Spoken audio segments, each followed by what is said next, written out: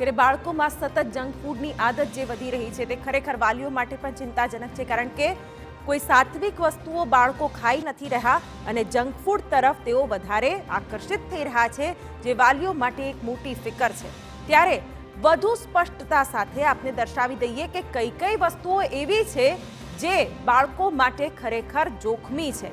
Chips, wafer, nachos, biscuit આ તમામનું સેવન જો વધુ પડતું થાય તો એ બાળક માટે ખૂબ જ જોખમી છે, તેના હેલ્થ પર તે અસર કરી શકે છે।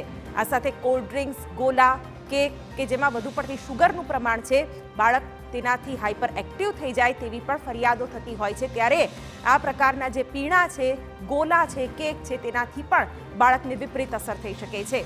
Burger, pizza, fast food, junk food કે જેમાં મોટા પ્રમાણમાં મેંદાનો ઉપયોગ થતો હોય છે, એના કારણે પણ બાળકોમાં ક્યાંક ઓબેસિટીનું પ્રમાણ વધતું હોય છે અને ઘણી બધી માઠી અસર શરીર પર પહોંચતી હોય છે। આ સાથે પેસ્ટ્રી અને મીઠાઈઓ પણ બાળકોના સ્વાસ્થ્ય માટે અતિ જોખમી છે। ત્યારે હવે માતા પિતાએ કયા ખોરાક તરફ બાળકોને વાળવું એ પણ ખૂબ જ મહત્વનું બની જાય છે। એ પ્રશ્ન પણ હવે વાલીઓ માટે ચોક્કસથી ફિકરનો બની ગયો છે। સાથે સાથે આ આડઅસર કેમ ઊભી થાય છે એ પણ અમે જાણવાનો પ્રયત્ન કર્યો।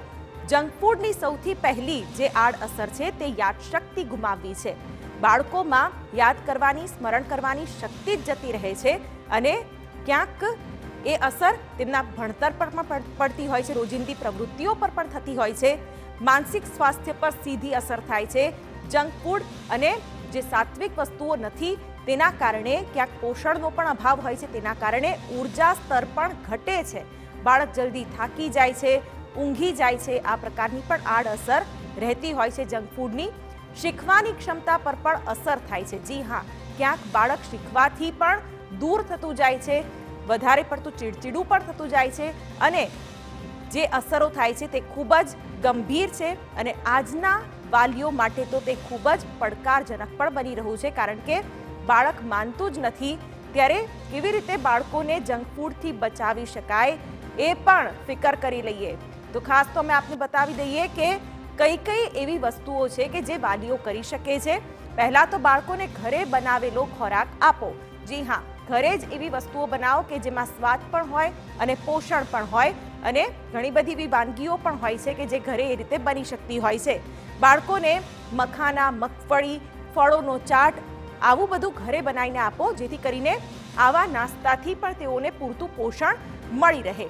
દરરોજ ફળો અને શાકભાજીનો તેના ખોરાકમાં સમાવેશ કરો, જેથી કરીને બાળક કંઈક સાત્વિક જે વસ્તુઓ છે તે ખાઈ શકે અને જંક ફૂડથી તે દૂર થઈ શકે।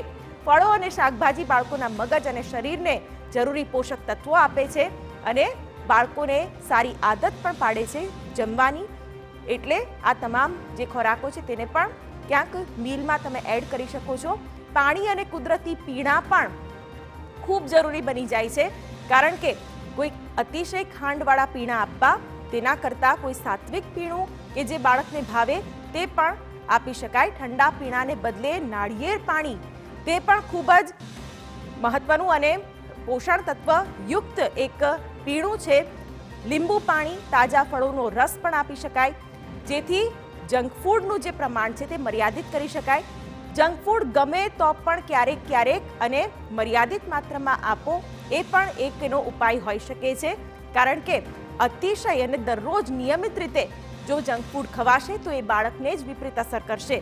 માતા પિતાએ પોતે રોલ મોડેલ બનવું જોઈએ અને માતા પિતાએ પણ ક્યાંક સારો ખોરાક, સાત્વિક ખોરાક લેવો જોઈએ। બાળકો એ જ ટેવો શીખે છે જે તેમના માતા પિતા જુએ છે અને તેમની સામે જો એ પ્રકારનો ખોરાક લેવાનો જ બંધ થઈ જાય તો ક્યાંક બાળકમાં પણ હેલ્ધી હેબિટ્સ ડેવલપ થઈ શકે છે। સ્વસ્થ ખોરાક ખાવાની આદત માતા પિતાએ જ પાડવી જોઈએ, જેથી કરીને બાળકો માતા પિતાનું જોઈને સારું અને સાચું અનુકરણ કરી શકે। એ જ ફિકર।